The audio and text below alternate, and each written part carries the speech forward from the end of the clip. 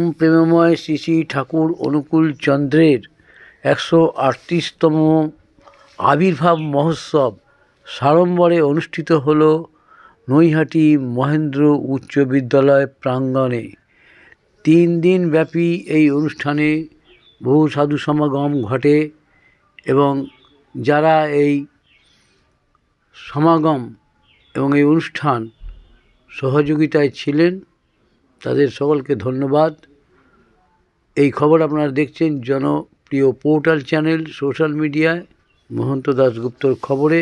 ভালো লাগলে অবশ্যই সাবস্ক্রাইব করবেন ও বেশি বেশি করে লাইক ও শেয়ার করবেন এই ধরনের খবর দেখার জন্য।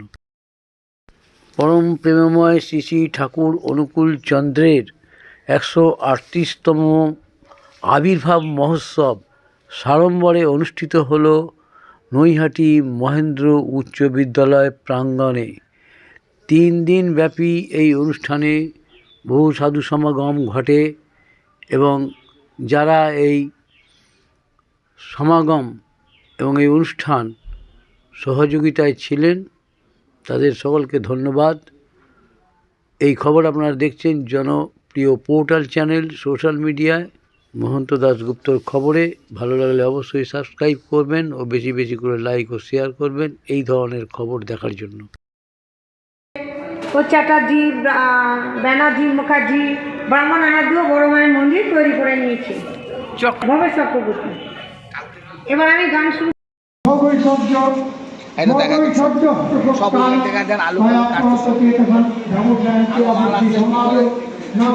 আরো ভেতরে মাল আছে। আচ্ছা ঠিক আছে, না ওরা টাকাতে পারে না তো।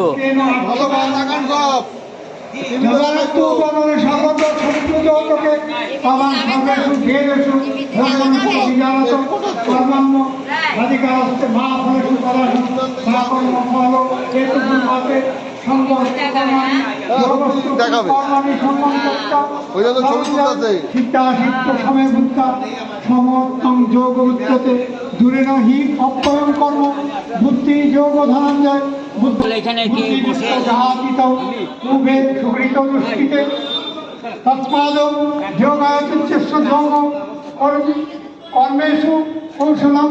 তাহলে কর্মের কৌশল, কর্ম আমরা করবো। কৌশল মানে কোনো চালাকি আমাদের ভিতরে থাকবে না, যে কিছু কারোর জন্য কিছু আমরা করবো, যে আমরা থাকবে কিছু প্রাপ্তি আমাদের পাবো। এসব চাল চাল সবাই আমাদের দিয়েছে, সবাই দিয়েছে চাল ভোগ খাওয়ার। হ্যাঁ, ভোগ খাওয়ার জন্য মানুষ আমাদেরকে দিয়েছে ঠাকুরের কাজের জন্য। আরও দেবে সারাদিন, আরও দেবে সারাদিন, হবে আশা শুরু হয়েছে। মানে ওই জন্য 10-12 হাজার ঠিক আছে। মরণ পাল জানিয়ে দিলেন আমাদের এই জয়গুরু সম্প্রদায়ের যে নৈহাটির আপনি কর্ণধার। হ্যাঁ, আর আমার পাশে যে দাদা সভাপতি, আমার পাশে যাতে উনি সভাপতি হরিপদ পাল, এই আমাদের এই কয়েকজন মিলে অনুষ্ঠানটা। ধন্যবাদ। আমরা এখানে আমরা দেখাতে আসছি এই যে আজকে যে পরম প্রেমময় শ্রী শ্রী ঠাকুর অনুকূল চন্দ্রের যে 138তম মহোৎসব চলছে, আবির্ভাব মহোৎসব নৈহাটি নরেন্দ্র বিদ্যানিকেতনে। আমরা এই দেখাচ্ছি বিদ্যানিকেতনে, আমরা দেখাচ্ছি গীতা পাঠ চলছে। হ্যাঁ, আমরা দেখাচ্ছি যে এই যে কর্মকাণ্ড কর্মযজ্ঞ প্রায় 10,000 মানুষ ভোগ প্রসাদ পাবে। শ্রী শ্রী অনুকূল চন্দ্রের ভোগ প্রসাদ গ্রহণ করবেন এবং যিনি কর্ণধার সে মরণচন্দ্র পাল, যিনি এই অনুষ্ঠান প্রতি বছর করেন এই প্রাঙ্গণে, এই স্কুল প্রাঙ্গণে, তাকেও আমরা দেখাচ্ছি যে কত 10,000 মানুষ খাবে না আরও বেশি। 12,000 লোকের সমাগম, 12,000 লোকের খাবারের ব্যবস্থা করেছেন। আচ্ছা, তাহলে আপনার এই কালকে কটা পর্যন্ত চলবে? কালকে যে অবধি আমাদের আনন্দবাজার থাকবে, সারাদিন চলবে। 12টা থেকে যে অবধি প্রসাদ থাকবে, বেলা 12টা থেকে এই পর্যন্ত থাকবে। যতটুকু অবধি মানুষ আসবে প্রত্যেকটা মানুষের হাতে আমরা আমার ঠাকুরের ভোগ হাতে তুলে দেবো। আনন্দবাজার, হ্যাঁ, আনন্দবাজার। সে যে ঠাকুর অনুকূল চন্দ্রের 138 বছর আমার এই জন্ম উৎসবে এই মহেন্দ্র হাই স্কুল আমাদের ঠাকুর পড়াশোনা করেছেন। এই ঠাকুরের স্মৃতিরক্ষা কমিটি থেকে আমাদের এই অনুষ্ঠান করার আমরা কয়েকজন ভাই মিলে বুদ্ধাযুক্ত এই অনুষ্ঠানটা আমরা চালু করি। আপনারা সবাই প্রসাদে আর সবাই কালকে আমাদের এখানে প্রসাদ নেওয়ার জন্য আসবেন, ভোগের প্রসাদ। ঠিক আছে দাদা? আপনার নাম মরণচন্দ্র পাল। মরণচন্দ্র পাল। আবার সামনের বছরে আরো বড় করবেন? আরো বড়। প্রতি বছর তো 2 দিন করেন, এবারে 3 দিন। হ্যাঁ, ও দিন দিন বাড়ছে, আজকে দিন দিন বাড়ছে। আরো আমরা চাই 12,000 টাকা সামনের বাজে আরো লোক বাড়ে, আরো লোকের চেষ্টা করবো পরম পিতার কাজ করা। ধন্যবাদ, ভালো থাকবেন।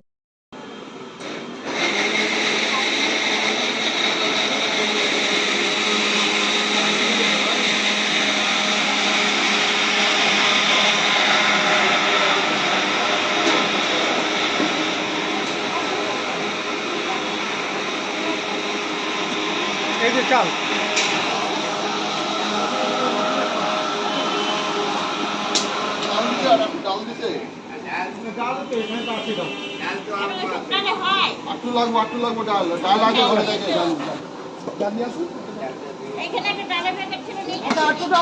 ডাল লাগবে, ডাল আটটু লাগবে।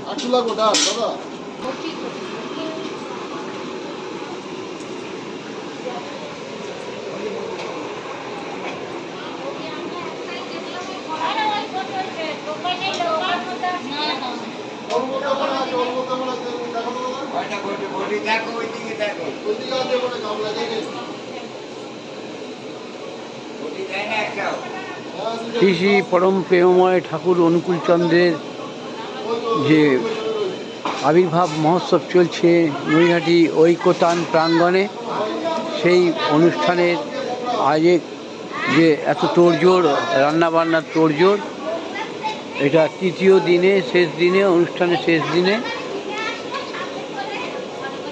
প্রসাদ বিতরণ হবে প্রায় 10,000 মানুষের মধ্যে। একদিন আগে থেকেই এই সরঞ্জাম এনারা করছেন। 10,000 মানুষ।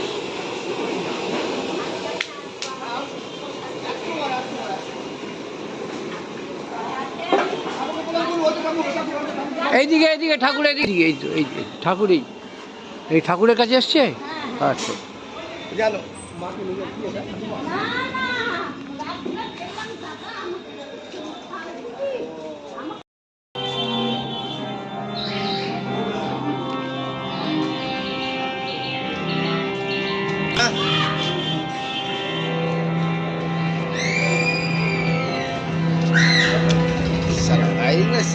লাভ এসেছে, লাভ এসছে, লাভলি দীক্ষা গ্রহণ করে। এইভাবে আস্তে আস্তে সৎসঙ্গ প্রসারিত হয়। সৎসঙ্গ প্রসারিত হয়ে মানুষের ভিতরে, যাদের ভিতরে শিক্ষা অভাব, সমস্ত অভাব, শিক্ষা, দারিদ্র দূরীকরণ সমস্ত করার পরে হিমন্ত উন্নয়ন করে তিনি আশ্রম প্রতিষ্ঠা করে, তপবন বিদ্যালয় তৈরি করে। 10 বছরের শিক্ষা, যেটা মেট্রিকুলেশন ছিল, 3 বছরে সংক্ষিপ্ত করে 3 বছরের একটা কোর্স করে দিয়ে 10 বছরের শিক্ষা ব্যবস্থা করেন তপবন বিদ্যালয়।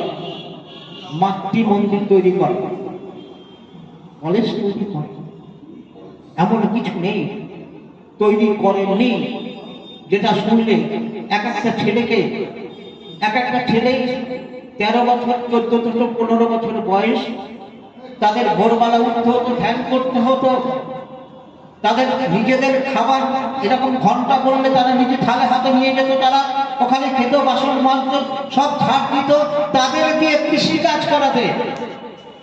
একবার জেমিতি আকারে কৃষিকাজ করে সেখানে সেই কৃষির আবার এক্সিবিশন করানো হতো, কার ফসল কত ভালো হয়েছে।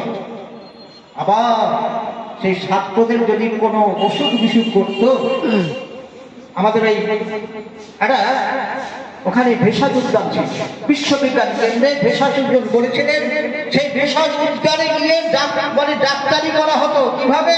প্রতিটি ভেষজের প্রেসক্রিপশন দেওয়া থাকতো, কোন ওষুধ কিভাবে কাজে লাগলে সেই ছাত্র নাকি ওইটা দেখে নিজেদের ওষুধ তৈরি করে খেত।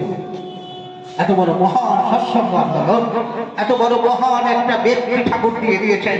আজকে মানুষ সমগ্র বিশ্ব জুড়ে যে অশান্তি চলছে, যে হিংসা চলছে, সেই হিংসা নিবারণের জন্য কোনো ব্যবস্থা নেই, কিন্তু ঠাকুর অনুকূলচন্দ্র এমন ব্যবস্থা দিলেন দীক্ষার মাধ্যমে। সে দীক্ষায় এখানে আমাদের এই যে আমাদের মস্তিষ্ক আছে কি, লঘু মস্তিষ্ক আর গুরু মস্তিষ্ক, সেন্ট্রাল নার্ভাস সিস্টেম আছে, আবার পেরিফেরাল নার্ভাস সিস্টেম আছে। লঘু মস্তিষ্কের চিন্তা, সে চিন্তা মানে প্রবৃত্তির চিন্তা, আর এই চিন্তা কি করে লোভ রাগ ক্রোধ এই প্রবৃত্তিকে বাড়িয়ে মানুষকে হিংসার দিকে নিয়ে যায়। তার জন্য এত হিংসা করছে। আর ঠাকুর হিংসা মুক্ত করার জন্য এই নাম ধ্যান, এই যে আজ্ঞাচক্রে আজ্ঞাচক্র নাম ধ্যান সাধন ঘটন, ওখান থেকে এই দশম দ্বারে এখানে সমাসন পদ্ধতি দিলে মানুষ তাদের প্রবৃত্তির নিপীড়ন থেকে বেরিয়ে এসে সত্তাধর্মী হতে পারে। তাই দীক্ষার অনুরাগ, অনুরাগ আর বৃত্তি নিয়ন্ত্রণ, বৃত্তি নিয়ন্ত্রণ আর ধীতি, ধীতি আনে সহানুভূতি, সহানুভূতি আনে সংহতি, সংহতি আনে শক্তি, আর ওই ধীতি আনে পরিধান, আর তার থেকে আসে সমাধি, কৃষ্ণার একান্ত নির্বাণ মহাচেতন সমুত্থান। একটা মানুষকে দেবতায় পরিণত করার যে ব্যবস্থা ঠাকুর অনুকূলচন্দ্র আমাদের দিয়ে গেলেন। আজকে সমগ্র বিশ্ব জুড়ে আমরা যদি একটাই সমস্যা পাচ্ছি ঘরে বাইরে, সে সমস্যা কি সমস্যা? হিংসা। এত এত পুলিশ মিলিটারি ব্যবস্থা থাকা সত্ত্বেও ঘরে বাইরে আমরা হিংসার থেকে বেরোতে পারছি না। পরিবারে পরিবারে মা সন্তান বাবা এক জায়গায় থাকতে পারছে না, হিংসা, সামাজিক হিংসা। কেন একটা হিংসা? হিংসার কারণ এত পুলিশ মিলিটারি আটকাতে পারছে না। ঠাকুর অনুকূলচন্দ্র তার ব্যবস্থা দিলেন। হিংসার কারণ সম্পর্কে বললেন ঠাকুর অনুকূলচন্দ্র, অহংকার, অহংকার আসক্তি আনে, আসক্তি আনে স্বার্থ বুদ্ধি, স্বার্থ বুদ্ধি আনে কাম, কাম থেকে ক্রোধ, ক্রোধ থেকে আসে হিংসা। আর নিরসন কিভাবে হবে? ভক্তি। দীক্ষা নাও, দীক্ষা নিয়ে সাথে সংযুক্ত হও, তাতে কি হবে? ওই দীক্ষা যদি আসে, তোমার ভক্তি থাকে, আগে ভক্তিকে ভক্তি এনে দেয় জ্ঞান। জ্ঞান যখন হয়, জ্ঞানে সর্বভূত আত্মবোধ হয়, সর্বভূত আত্মবোধ থেকে আসে অহিংসা, আর অহিংসা হতে আসে প্রেম। তুমি যদি একটা অধিকার করো, অর্থাৎ দীক্ষা দিয়ে ভক্তি যদি নিতে পারো, তুমি প্রেমিক হবে। আর যদি দীক্ষা না নাও, তুমি যদি নিজের প্রবৃত্তি নিজের খেয়ালে চলো, তাহলে তুমি কি হবে? হিংসাশ্রয়ী হবে। তাহলে এই যে ব্যবস্থা তিনি দিলেন, এই ব্যবস্থা প্রত্যেকের জন্য হবে। আমাদের এই মানব জীবন শ্রেষ্ঠ জীবন, 84 লক্ষ জড়ি ভ্রমণ করার পরে দেখি এই জীবন, আর সেই জীবনকে সুস্থভাবে মনুষ্যত্বের চরম জায়গায় নিয়ে গেলেন, অমৃত এনে দিলেন আমাদের। তিনি মৃত্যুকে রোধ করে দিয়ে অনন্ত জীবনের অধিকারী করে তুললেন। তার জন্য তার শ্রেষ্ঠ বাণী মররা মেরোরা পারত মৃত্যু পাবো লুকতে পারো। তাই যারা জীবনকে ভালোবাসেন, মানব জীবন সার্থক করতে চান, তারা তার অনুশাসন পালন করে এই জীবনকে অমৃতময় করে দিবে। সবাই জোর গলায় বলতে পারবো, শ্রীমন্ত বিশ্বমৃতস্য পুত্রা আজ ধামানে দিব্যানিতস্ত বেদহ মেদান পুরুষং ভান্ত। এই বলে মনতি জানাতে পারবো আমার জীবনকে। আপনাদের সবাইকে আমার বিনীত শ্রদ্ধা ভক্তি প্রণাম জানাচ্ছি। এই ধন্য মাটি, এই নৈহাটির যে অধিবাসী আছেন সবাই ধন্য, এই পুরুষোত্তমের পদলজে ধন্য। এই যে মাটি, সেই মাটিকে প্রণাম করতে হয় যদি এই মানব জীবনকে ধন্য করতে হয়। জয় গুরু, বন্দে পুরুষোত্তম। বন্দে পুরুষোত্তম।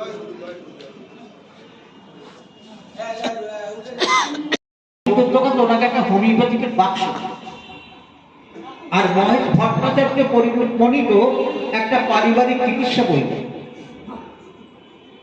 আর সেই ওই বই দেখে দেখে আর পুরুষোত্তম তার তো সবই জানে, তবুও লোক দেখানো লৌকিকতা আছে। তিনি ওই কুলিদের চিকিৎসা শুরু করেন, কুলিদের চিকিৎসা শুরু করেন। এবার কুলিরা ভালো হয়ে যায়, তাদের সবকিছু ভালো হয় থেকে তাকে সামান্য কিছু প্রণামী স্বরূপ দিত।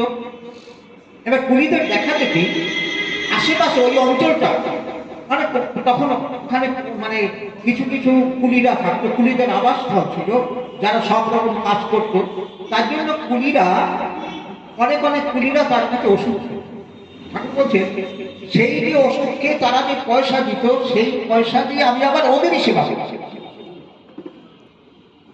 এবার বলছে এমন একটা অবস্থা হয়েছিল, আমি যখন হিমায়তপুরে আসতাম, ওরা আমাকে সবাই শিয়ালদা স্টেশনে পৌঁছে দিত। আবার যখন ফিরতাম স্টেশনে কে আগে আমাকে নেবে, ওখান থেকে নিয়ে চলে আসে।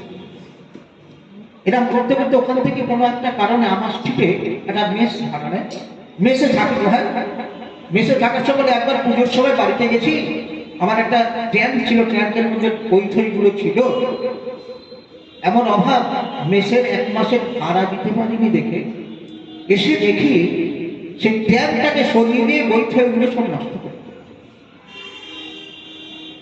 কিছু বলিনি। এই খবর শুনতে পেয়েছে অনন্ত মহারাজ, তার বাল্য বন্ধু, ঠাকুর চাইতে 7-8 বছরের বড় ছিল। তিনি তখন হিমায়তপুরে কাশীপুরে কম্পাউন্ডারি করতেন। তিনি দেখলেন অনুকূলের এত বিপদ, এত অভাব, তিনি ওখান থেকে চলে আসেন। হিমায়তপুরে শিয়ালদায় এসে কম্পাউন্ডারি করে পয়সা রোজগার করে সেই পয়সা দিয়ে অনুকূল চন্দ্রকে সাহায্য করেছে। ঠাকুর বলছেন আমি কারোর কাছ থেকে কেউ সাহায্য চাইনি, কিন্তু আমার এই বন্ধুগণ তার প্রাণের তারা আমাকে যা দিত আমি সেটা গ্রহণ করতাম। এইভাবে চলছে। তাও কষ্টের মধ্যে সব বইপত্র, খুব দামি বই ফেলে দিয়েছে। সে এর কাছে ওর কাছ থেকে চেয়ে চেয়ে সমস্ত নোট করে আমি পরীক্ষা, ফাইনাল পরীক্ষার সময় মিডওয়াইফারি পরীক্ষা হবে।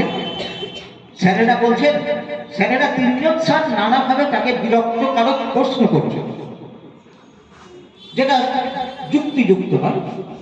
ঠাকুর অনুকূলচন্দ্র তাদের বিনীতভাবে বলেন, স্যার আপনারা যদি সম্ভব হয় 3 জনে কি কি প্রশ্ন করছেন একসঙ্গে বলুন, আমি সবটা জেনে নিয়ে উত্তর দেব। আপনাদের প্রশ্নগুলো আমাকে একটু বুঝতে সময় দিন।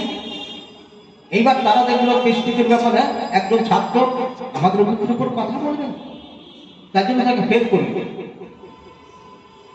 এবার ফেল করিয়ে দেয়। ফেল করা অবস্থায় তিনি কি করবেন, ওখান থেকে চলে যান আবার হিমায়তপুরে। হিমায়তপুরে যাওয়ার পরে ওদিকে আর্থিক অবস্থা খুব খারাপ। শিলাইদহ কুঠি বাড়ি, রবীন্দ্রনাথের কুঠি বাড়ি, সেখানে ডাক্তার দরকার। তিনি একটা দরখাস্ত করেন, আমি ডাক্তারি জানি বলে। তারপর তার কাছে একটা ইন্টারভিউ নেবার পরে সেটা তাকে গ্রহণ করেন ডাক্তার হিসেবে। থাকা খাওয়ার জন্য তার ব্যবস্থা করেছেন, যে তার জন্য সুন্দর একটা ব্যবস্থা করেছেন। মাসে তখনকার দিনে 50 টাকা মাইনে, খুব বিশাল ব্যাপার। এবং প্রাইভেট প্র্যাকটিস ফ্রি। তার নিয়োগপত্র হাতে এসছে। ঠাকুর বলছেন নিয়োগপত্রটা পড়ে আমার গা হাত থরথর করে কাঁপছে। আমি ব্রাহ্মণ, আমি বিপ্লব, আমি সেবা বিক্রয় করবো? আমি ব্রাহ্মণ, আমি বিপ্লব, আমি কি সেবা বিক্রয় করে খাবো? আমার অন্তরাত্মা কেন একটা বিপ্লব ঘোষণা করলো? আমি তার নিয়োগপত্রটা, অ্যাপয়েন্টমেন্ট লেটারটা ছিঁড়ে ফেলে, যদি বাবা জানতে পারে এত লোভনীয় চাকরি, সেখান থেকে তো আমাকে নিবৃত্ত করবে, যাতে আমি ওখান থেকে জয়েন না করি, যেতে আমাকে আদিষ্ট করবেন, আমি তো তার আদেশ ফেলতে পারবো না। যাই হোক, চাকরি হলো না, অধিক অভাব। এবার কিশোরী মহল তখন ওখানে প্রতিষ্ঠিত ডাক্তার, বক্তবীর কিশোরী মহল প্রতিষ্ঠিত ডাক্তার, তাকে গিয়ে বলছে ডাক্তার বলে, ডাক্তার একটা কাজ করো, তোমার একটু অ্যাসিস্ট্যান্ট করে আমাকে একটু ডাক্তারি করে নাও না। তখন দেখতে ভালোই তো, অনুকূল আমার বিপ্র ঘরের সন্তান, সে আমার অ্যাসিস্ট্যান্ট হবে, সে তো খুবই সম্মানের ব্যাপারটা। এবার দুজনে মিলে একটা আলাদা ডাক্তারখানা করলো। এবার ডাক্তারখানা করেছে, ঠাকুর অনুকূল চন্দ্র হচ্ছেন অ্যাসিস্ট্যান্ট। এবার তখন রুগী দেখতে এখনকার মতো এত অহংকার ছিল না ডাক্তারদের, তারা বাড়ি কেউ কোনো রকম ডাকলে তাদের বাড়িতে নিয়ে। এবার দুজনে গেছেন অ্যাসিস্ট্যান্টকে নিয়ে, অ্যাসিস্ট্যান্ট যখন ডাক্তারি বাক্সটা নিয়ে যাচ্ছেন, এই ঘরের ভিতরে ঢুকে অনুকূল চন্দ্র বলছেন কিশোরী মোহনকে, ডাক্তার মাস্ক দিতে হবে। উনি দেখলেন, উনি রেগে গেছেন, মানে মানে আমার মানে শিষ্য হয়ে আমার উপরে কথা। উনি রোগীটিকে পরীক্ষা করে দেখলে সত্যিই তো তার মাস্ক দিতে হবে। তারপরে বেরিয়ে এসে বললে, তুমি কি করে বুঝলে মাস্ক দিতে হবে? বলছে, আমি ভিতরে ঢোকার সাথে সাথে একটা গন্ধ বেরো, আর ওই গন্ধটা মাস্ক হবে। এই যে এত বড় কেমিস্ট, এত বড় কেমিস্ট দূর থেকে বুঝে গেছে কোন ওষুধ দিতে হবে, তার চোখের সামনে মিশু। আর একদিনের ঘটনা, ডাক্তারখানায় দুজন বসে আছে, একটা রোগী হেঁটে যাচ্ছে, অনেক দূরে যাচ্ছে, দেখা যাচ্ছে। তখন ঠাকুর বলছেন, ডাক্তার ওই দেখো অ্যাসিটিক অ্যাসিড হেঁটে যাও। তুমি কি করে বললো? তুমি যাও।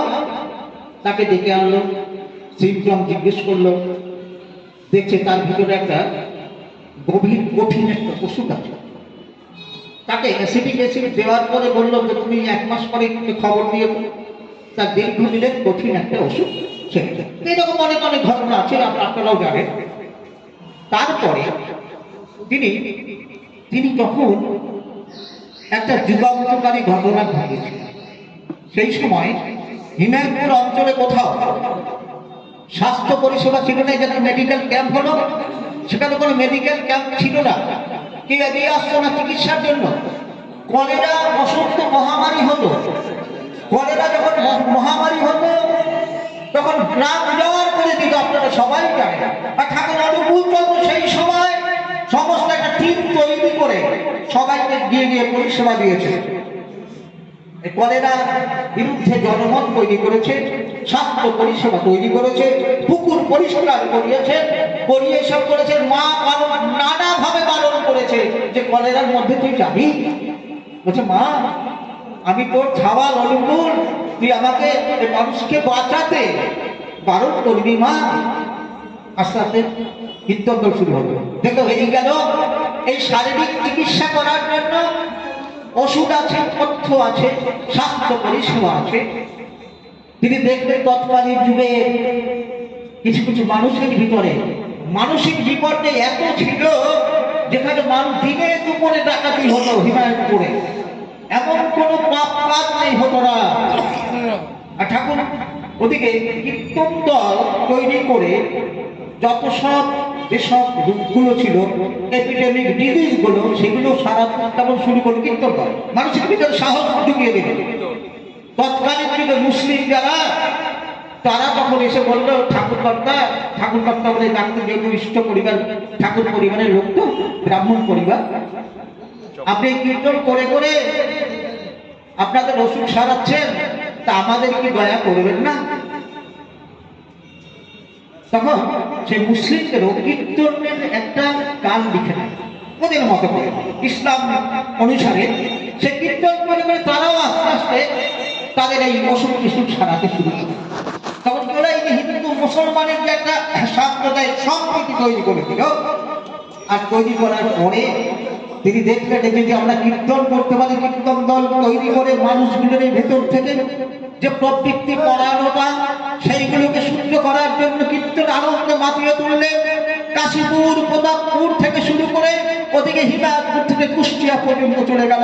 সেই কীর্তন দলের একটা এমন একটা বিকিরণ ছড়িয়ে পড়ল সব জায়গায়। একে একে কিশোরী মোহন কীর্তন দলের একজন, তারপর অনন্ত মহারাজ, তারপর সেই কীর্তন দলে যোগ দেয় আমাদের এই গোসাই বাবা আচার্য সতীশচন্দ্র গোস্বামী। এই আবার আন্দোলন, এমন আন্দোলন শুরু হয়ে গেল। আস্তে আস্তে ওখান থেকে আন্দোলন ছড়িয়ে পড়ল কুষ্টিয়াতে। আর কুষ্টিয়া আনন্দ, তৎকালীন যুগে কুষ্টিয়া ছিল শিক্ষিত জায়গা, ডাক্তার, উকিল থেকে শুরু করে এমন কোন লোক নাই ওখানে বাস করত। হিমায়তপুরে পারে, পদ্মার একটা পারে, গড়াই নদীর তীরে কুষ্টিয়া। আর সেখানকার লোকের কি আজকে যে বড়দিন প্রভু যীশু খ্রিস্টের আবির্ভাব হিসেবে গণ্য করা হয়। ঠাকুর অনুকূলচন্দ্র কি করতেন? ওখানকার ভক্তদের রাম কৃষ্ণ বুদ্ধ যীশু মোহাম্মদ রূপায়িতম চৈতন্য রাম কৃষ্ণ যুগলকে যে প্রার্থনা আমরা করলাম, তিনি পূর্ব বরিষ্ঠ অবতারদের জন্মদিন পালন। সবার হাজারা রসুলের জন্মদিন পালন করা হয়। তখন তৎকালীন এই পণ্ডিত ব্যক্তিরা চিন্তা করতেন, শিক্ষিত লোক সব, উকিল, মোক্তার, ডাক্তার, তারা সব তখন জিজ্ঞাসা করছেন, যিনি আমাদের এই সকল মহাপুরুষদের জন্মদিন পালন করাবার জন্য উৎসাহিত করছেন, আমরা তার জন্মদিন তো পালন করছি না। তখন তিনি কীর্তন করছেন, কীর্তনে সমাহিত হচ্ছে, সমাধি অবস্থায় তিনি ভাব বাড়ি দিচ্ছেন, এমন বিখ্যাত হয়ে থাকেন সকল জায়গায়, সকলে একেবারে এক জায়গায় আন্দোলিত হচ্ছে কীর্তনের মাতোয়ারা। তখন তারা সবাই মিলে চিন্তা করে ঠাকুরের তখন 30 বছর বিশ্বগুরু উৎসব মহোৎসব ঠাকুরের অনুমতি ছাড়াই অনেক কষ্ট করে হিমায়তপুর থেকে মায়ের কাছ থেকে অনুমতি আদায় করে আনে। ঠাকুর তখন বলছেন, আপনাদের বিশ্বগুরু আমাকে বলছেন আমি বিশ্বগুরু, সেটা প্রমাণ করতে পারবেন? তখন ওর মুখের দিকে তাকায়, অনন্ত মহারাজের কাছে গেছে। অনন্ত মহারাজ বলছেন, ঠিক আছে, আপনারা হিমায়তপুরে অপেক্ষা করুন। অনন্ত মহারাজের কাশীপুরে একটা সাধন গৃহ ছিল, তিনি বলে আমি একটু অপেক্ষা করব। উনি সাধন গৃহে গিয়ে, সাধনা জীবাত্মা পরমাত্মার মিলনস্থল ঈশ্বর এখানে থাকেন, ঈশ্বরের আওয়াজ গৃহ আমরা জাগ্রত করতে পারি, আমরা জানতে পারি কোথায় অবতার এসছে, কি অবতার। তিনি সাধন করে এসে কুষ্টিয়ার দাদাদের বললেন, আপনারা বিশ্বগুরু, জোর কণ্ঠে সবাইকে বলুন, যদি প্রমাণ দিতে হয় আমি প্রমাণ দেব। তারা উৎসব করলেন, মা গেলেন, সবাই গেলেন। আর সেই বিশ্বগুরু উৎসবের পরে সমগ্র যে কলকাতায় কলেজ, যে শিয়ালদা স্টেশনে তিনি শুয়ে থাকতেন, সেই কলকাতার বিখ্যাত লোক সাক্ষ্য সেন সিংহ তৎকালীন যুগের প্রধান ব্যক্তিত্ব। আমাদের এই যে নেতাজি সুভাষচন্দ্র নিয়ে সমগ্র পৃথিবী গর্ব করে, সেই নেতাজি সুভাষচন্দ্রের মামিমা ধীরেন দত্ত, ব্যারিস্টার, তৎকালীন যুগের প্রতিষ্ঠিত মানুষ, তারা সব ওই হিমায়তপুরে চলে আসে। একেবারে এলিট কলকাতার যারা ছিল, তারা এসে তার কাছ থেকে সমস্ত সমস্যার সমাধান পেয়ে তাদের কলকাতায় নিয়ে আসেন। ওখানে থাকতে থাকতে কলকাতা তার থাকা হয়। একেবারে তৎকালীন যুগের এলিট যারা ছিলেন, কল্পনা করা যায় আজকে তার নামে অনেক নিন্দা আমরা শুনতে পাই, যারা বোঝে না তারা করে। চিত্তরঞ্জন দাস দেশবন্ধু, তিনি কি আমাদের মতো বোকা মানুষ? কৃষ্ণপ্রসন্ন ভট্টাচার্য সংস্কৃত কলেজের অধ্যক্ষ, তার সন্তান, তিনি পদার্থ বিজ্ঞানে শ্রী রমণের সহকারী ছিলেন।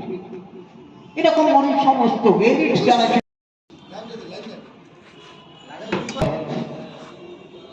আমাদের সংযোগ পূর্ণাঙ্গ বিরোধী পাঠশালা আমরা শেষ করলাম। এখন শ্রী ঠাকুর অনুকূল চন্দ্রের স্বহস্তে লিখিত, উনি নিজের হাতে এই সত্যানুসরণ বইটা লিখেছিলেন, সেখান থেকে আমি কিছুটা অংশ পাঠ করছি। কাজ করে যাও, কিন্তু আবদ্ধ হও না।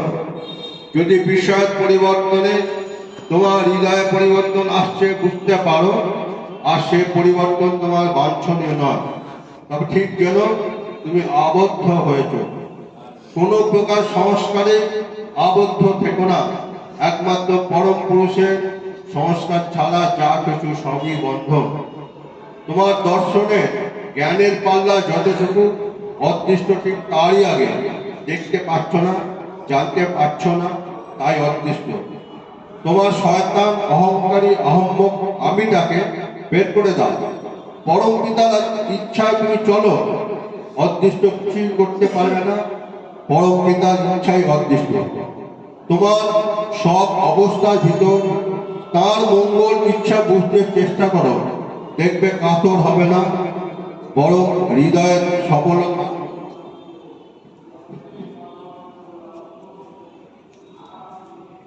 সফলতা আসবে, দুঃখেও আনন্দ পাবে।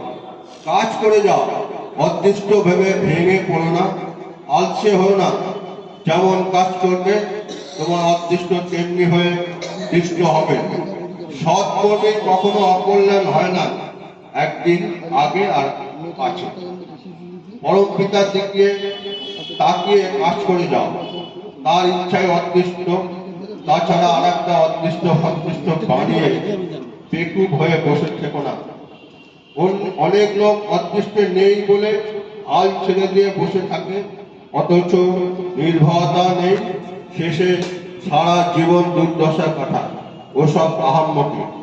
তোমার তুমি গেলেই অদৃষ্ট ফুরলো, দর্শনও নয়, অদৃষ্টও নয়। জয় গুরু, বন্দে পুরুষোত্তম। এখন আমাদের সামনে উপস্থিত তপনদা ও পুরনো প্রবীণ ঋত্বিক ঠাকুরের সম্বন্ধে অল্প কিছু সময় আপনাদের সামনে আলোকপাত করবেন।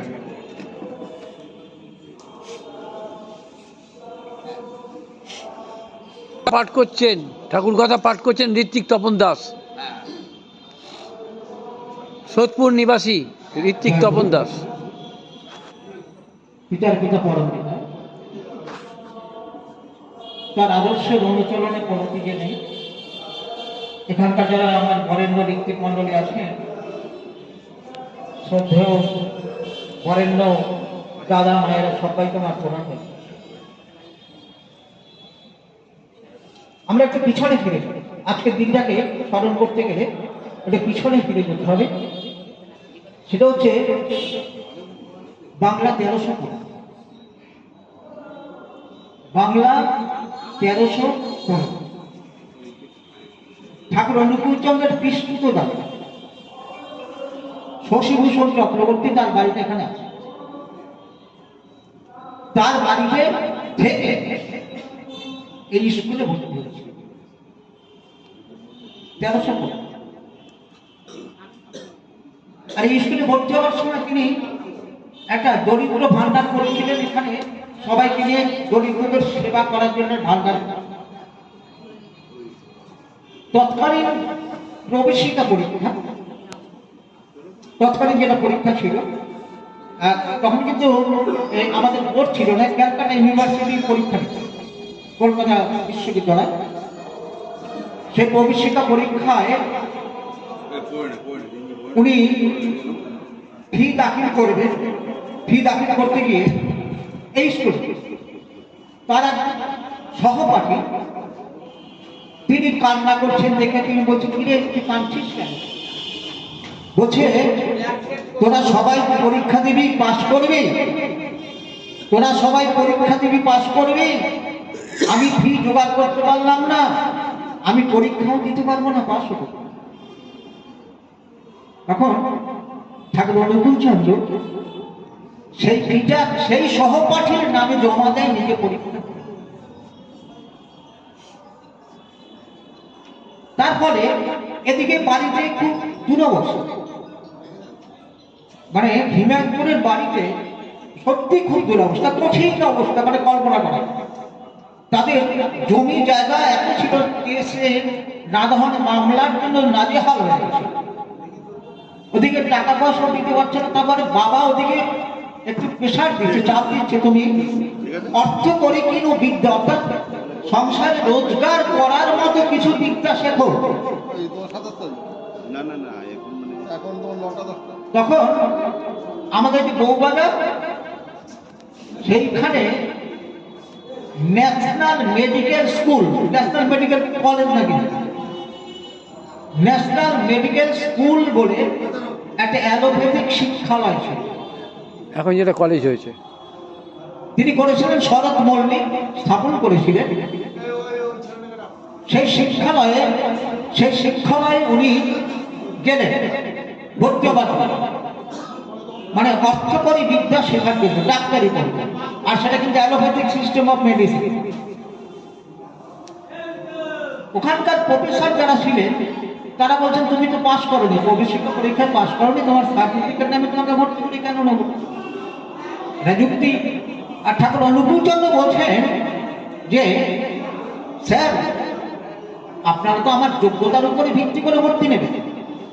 বলছে, হ্যাঁ। তাহলে আপনারা, আমি আপনার এখানে ভর্তি হবার উপযুক্ত কিনে একটুখানি পরীক্ষা করে যদি দয়া করে ভর্তি করেন, তাহলে গরিব ব্রাহ্মণের সন্তানটা কিছু শিখতে পারে আপনাদের দয়া। তখন তাকে কঠোর কঠিন যেসব প্রশ্ন করার মতো খুব উচ্চ স্তরের প্রশ্ন তাকে করেছে, প্রতিটি প্রশ্নের উত্তর তিনি দিয়ে সফল হয়েছে, তখন তাকে ভর্তি করে দেয়। আর সে সময় ট্রেনের এত কঠিনতা ছিল না। এই নৈহাটি থেকে আর ওই মানে বউবাজার পর্যন্ত যাতায়াত করে ডাক্তারি পড়তে, কিছুদিন পরে এই যাতায়াতে কষ্ট হয় কিভাবে, ক্লাস করার পরে ওখান থেকে তিনি ডিসেকশন করতে যেতে হতো, সেটা যেতে হতো বাগমারিতে, বউবাজার থেকে বাগমারিতে হেঁটে আসতে হতো। এই কষ্টের জন্য তার চেষ্টা করলো, বাবার সঙ্গে কথা বলেন, বাবা বললেন তাহলে ওখানে কিছু থাকার ব্যবস্থা করা যায় কিনা। তখন তিনি কি করলেন, গ্যাস স্টেশনে একটা কয়লার গুদামে থাকার ব্যবস্থা করেন। ওখান থেকে ডিসেকশন করতে সুবিধা হয় বলে ওইখানটায় থাকার ব্যবস্থা করলো। এবার মানে কয়লার গুদামে কুলিদের সাথে থাকে। ঠাকুর বলছেন আমাকে একটা কুলির মতো দেখা, মানে কয়লার গুদামে থাকতে যা হয়, ওখান থেকে আমি ক্লাস করতে যেতাম, আমি করতাম। এবার খাওয়া দাওয়ার খুব অসুবিধা, মাসে 10টা করে টাকার ব্যবস্থা করা হতো। অনেক দিন আমি খেতে পারতাম। কলের জল খেয়ে, ঠাকুর অনুকূল চন্দ্র কলের জল খেয়ে হিতবাদী পত্রিকার নাম ছিল হিতবাদী পত্রিকা, সেই পত্রিকা বলে একটা শিয়ালদা স্টেশনে একটা পত্রিকা পেতে সুটা আর একটা গাইবিটা, এমনও দিন আমার গেছে। এগুলো ইতিহাস। তখন ওখান থেকে কয়লার গুদামের কুলিদের সাথে, আবার যখন কয়লার গুদামের কুলিদের সাথে খুব বোঝাপড়া, খুব ভালোবাসত, ওখান থেকে আমাদের এই একটা ওষুধের দোকান, গেরে স্ট্রিট জাংশনে একটা ওষুধের দোকান ছিল।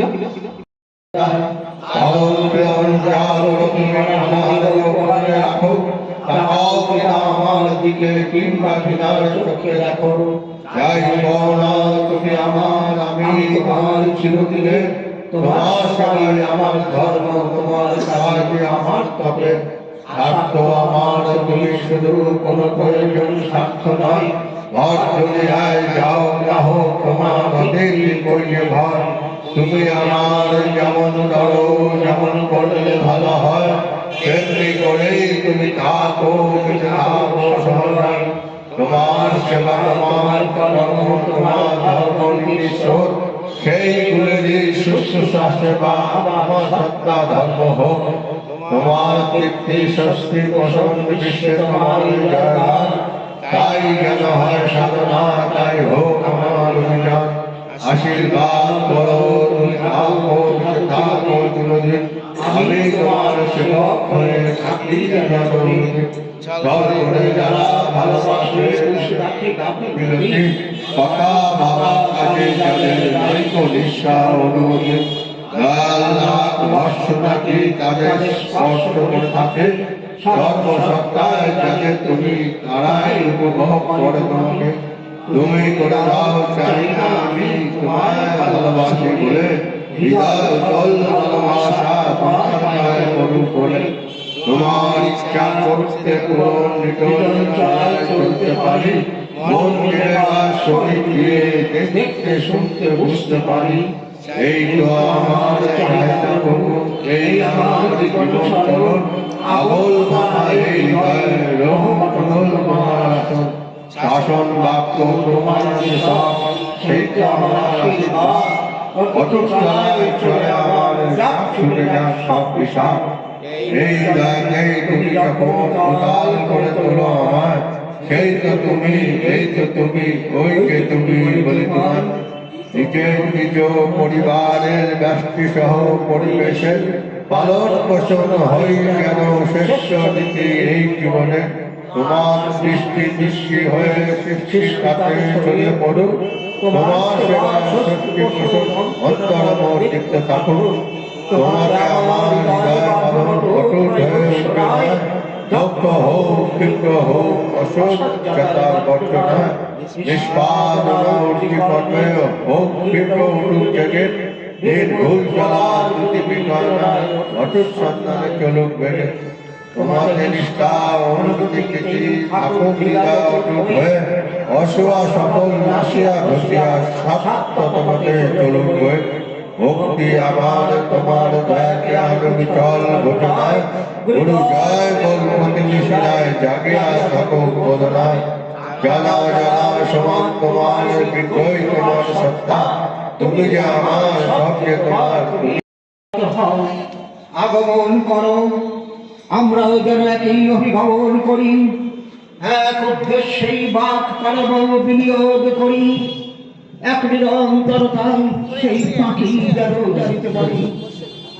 শ্রদ্ধার স্মৃত অপূর্ণমৈক পররায় একই মন্ত্রে একই মননে সমস্ত স্মরণায় বৈশিষ্ট্য পূরণীয় চেতনা মন্ত্রণে শিষ্ট হবি ও শ্রেষ্ঠ হবরায় সবরাকতে সম্যক হৃদয়ে জীবন বর্ধনে ঋদ্ধি মার হরিহর স্বস্তি স্বস্তি স্বস্তি। মা গঙ্গা দেবী, কালীঘাটের কালী, দক্ষিণেশ্বরের কালী, মাঝদিয়া নদিয়ার নাবালক বয়সে যে মন্দিরে ছিলাম, মাঝদিয়ার কালী, শ্রীনিবাসের শিব। এবার আমি শুরু করছি অনুকূল ঠাকুরের জন্ম বাংলাদেশে হিমেলপুরে। আচ্ছা, শ্রীনিবাসের যে মন্দির তৈরি করেছিল রাজা কৃষ্ণচন্দ্র, শ্রীনিবাসের মন্দির তৈরি করে দিয়েছিল। এখন ওটা 12 দোল মেলা হয় বৈশাখ মাসে। আচ্ছা, এটা বললাম। আর একটা বলি, পুরীর জগন্নাথ আপনাদের কাছে চলে এলো। পুরীর জগন্নাথ তৈরি করে দিল পুরীর জগন্নাথ তৈরি করে দিল ব্যানার্জি, চ্যাটার্জি, মুখার্জি ব্রাহ্মণরা তৈরি করে দিল। ব্রাহ্মণ পণ্ডিত ছাড়া কোনো মন্দির হয় না। ওপরওয়ালা ভগবান স্বয়ং ব্রাহ্মণ পণ্ডিতের হাত দিয়ে এই পুরীর জগন্নাথ আরও কাছে নিয়ে এলো। সমাজের সবচেয়ে দামি জিনিস ব্রাহ্মণ, সেই ব্রাহ্মণ পণ্ডিতের হাত দিয়ে নৈহাটির বড় মা তৈরি করে নিয়েছে। ও চ্যাটার্জি, ব্যানার্জি, মুখার্জি ব্রাহ্মণ আনাদিও বড় মায়ের মন্দির তৈরি করে নিয়েছে ভবেশ চক্রবর্তী। এবার আমি গান শুরু।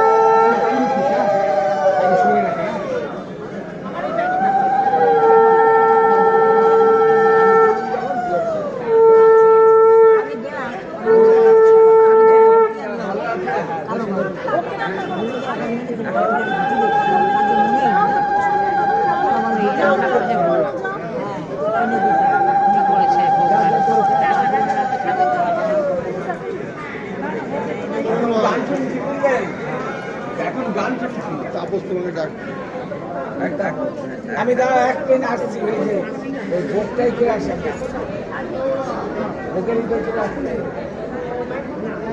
ভোগ সব দেওয়া হয়ে গেল।